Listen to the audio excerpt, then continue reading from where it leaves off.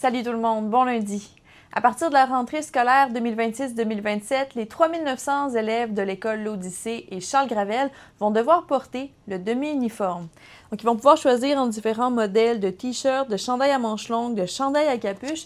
Et justement, aujourd'hui et demain, ils vont pouvoir voter sur leur couleur préférée et sur le logo qu'ils veulent voir imprimé sur leurs uniformes.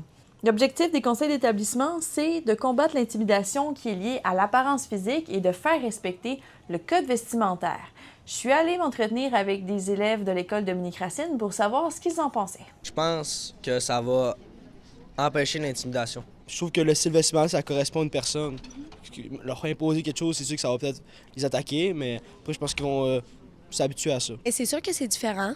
Mais je pense que quelqu'un qui va commencer le secondaire va s'habituer assez rapidement. Donc avec l'Odyssée et Charles Gravel, ce sera maintenant dans toutes les écoles de Saguenay où on aura un uniforme obligatoire.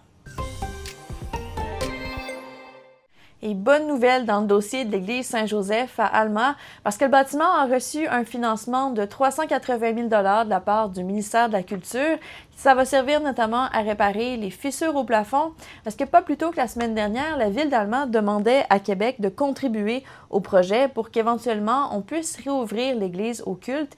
Elle est fermée depuis 2020 à cause de son état. C'est donc une grosse portion du financement qui est maintenant assuré. Il va rester environ 250 000 $ à récolter pour finaliser les travaux. La semaine prochaine, la ville d'Alma et la fabrique doivent se rencontrer pour discuter des prochaines étapes. Le joueur des Sags, Maxime Massé, devient le deuxième de la Ligue canadienne de hockey à inscrire 50 buts en une seule saison. Il devient aussi le premier joueur des Saguenayens de Chicoutimi à accomplir cet exploit en 18 ans et ses coéquipiers lui ont réservé toute une surprise hier dans les vestiaires. Il reste seulement 2 matchs à la saison régulière. Le dernier, ce sera samedi. Et d'ici là, Maxime Massé pourra accomplir un autre exploit parce qu'il lui manque seulement 1 point pour en avoir inscrit 100 en une seule année. Bonne journée tout le monde!